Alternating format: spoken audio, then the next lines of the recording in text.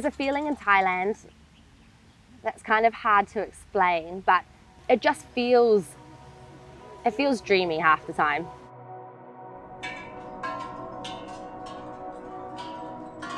If you're stuck, there's always someone to help you. If you're hungry, there's always someone to feed you.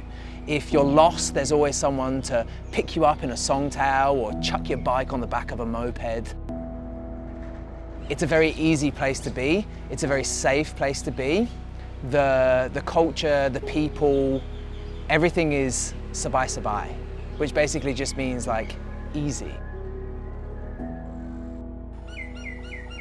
And from kind of a logistics point of view, it's really easy to cycle here. The food's amazing. You can be on top of a mountain and you'll still find people that can help you out if something goes wrong. But the riding itself is brutal. When we first toured, we came through Thailand. We got a recommendation to go through kind of an off-road section by a river. It was one of the hardest days we'd ever done. And Sam looked at me and he said, "Beck, is it just me or was this the best day we've had on the bikes?" In a very kind of Sam and Beck way, we were just all in straight away. We met Nu at Triple Cats Cycles, and he was kind of the catalyst for us to make our kind of bikepacking dreams come to reality. Nothing's too much for Thailand, and so to bikepack here is very approachable. I've seen cyclists here get rescued where they're holding their bike on the back of a motorbike and someone's just like, "Yeah, jump on," and you're like literally holding their bike.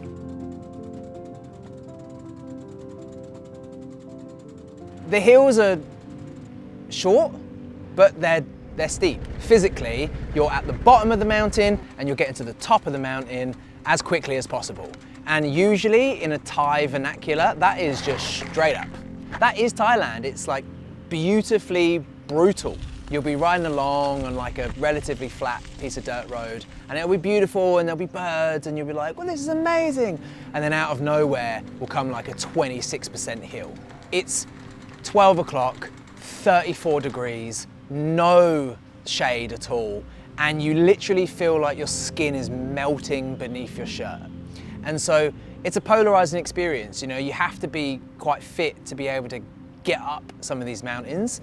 But the rewards are plenty.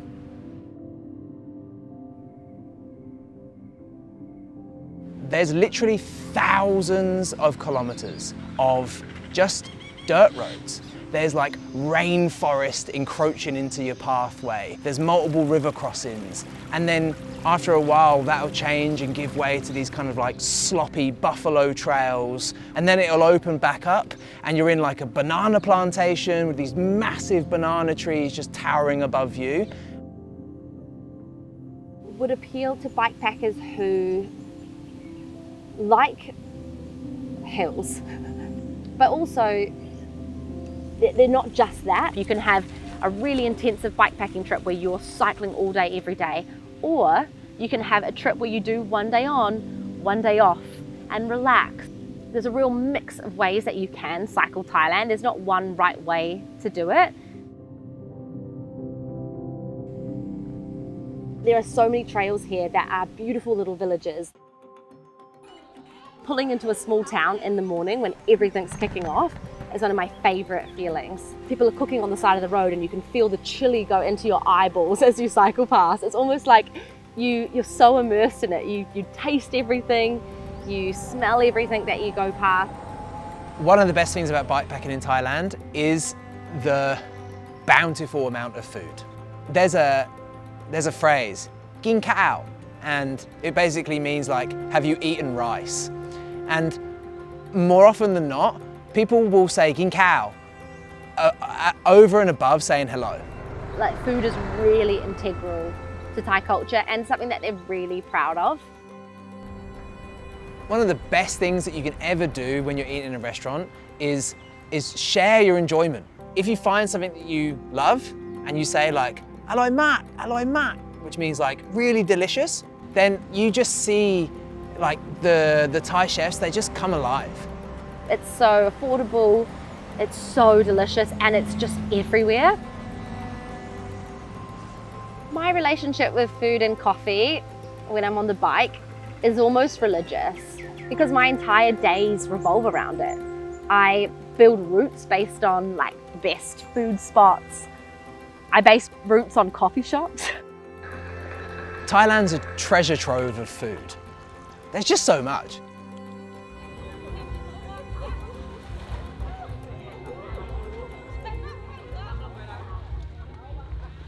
Riding a bike is like moving meditation. There's something I find about the kind of gyroscopic nature of wheels turning and sort of self-propulsion that it enables me to kind of dial in a focus, which I can't in kind of just day-to-day life. Definitely having bad mental health days is a part of it. Especially when you travel long term like us for months and years on end. I've found ways to kind of self-regulate, whether that's through meditation and my own sort of discoveries there, or whether it actually, like sometimes the best way for me to kind of get through a bad day is actually to ride my bike. That is another reason why Thailand is really special to Sam and I specifically, is that kind of this is where we fell in love, but it's also where I fell in love with meditation. It's where, Sam fell in love with Buddhism. And it has become a part of Sam and I's everyday life. It keeps it more sustainable. It allows you not to get burnt out as quickly. And it is just so accessible here. Prior to the bike, I didn't have a very healthy relationship with myself. For a few years in Australia, I was heavily reliant on alcohol. Undeniably, I think part of my initial attraction to the bike was a sense of escape. I renegotiated and beat my relationship with alcohol. I'm now 4 years sober. Through the majority of my life, I'd spent so much time trying to be successful that actually I lost sight of any sense of adventure. The journey of self became as important as the journey of the bike. I no longer feel like I'm reaching for this kind of like new sense of adventure and all the things that I kind of have missed out on. Really what I want to do now is inspire more people to go on more adventures. I guess it's pushed me to do things I never thought I was actually capable of. And part of that is Sam pushing me too, not just bikepacking, but yeah, I've achieved things that I literally never thought was possible. I guess I had more limits on what I thought my body was capable of physically. There's a massive drinking culture in Australia and New Zealand. There's a massive, going out culture. There's a massive spending culture. And when you shift to living on the bike, you can only carry what you have on your bike. So you have to let go of some of those more materialistic ideas, and that's quite freeing too, mentally. And then financially, because you're not spending all that excess money, again, that's freeing for your mental health. I'm just more relaxed now. There's less pressure, less stress. As much as you get decision fatigue doing what we're doing now, actually being around in a work environment, in an office all day, every day, those sorts of things impacted my mental health more than the stresses we have on the road. I think by far and away, the most common question that we get is how do you afford to do what you do? How do you live on the road? And a lot of people just think that like we come from this kind of the bank of mum and dad type background, but that couldn't be further from the truth. The bike is self-expression, it's our creativity, it's the way that we understand the world. And so, yeah, just been very fortunate enough to turn that into work now. We earn just enough to be able to fuel the next chapter of our journey. But that's enough for us. For Sam and I, we've found that using your brain and having projects to work on and having an outlet to do work actually makes the cycling better and vice versa. And it's this really nice balance between using your body and using your brain. It's actually something that we do for our mental health, not just for our financial health. But yeah, I would say to people that think that they can't do this, like start with your first trip. Oh my God. My first trip, my first tour, I was very unprepared. I was like, this is easy. I have ridden a bike before. This is chill. And it was not. She hadn't ridden a bike since she was like maybe 10 years old. And I thought it'd be a really good idea on her first day in a brand new country in like 35-degree heat and 100% humidity to just like casually make her ride 95K.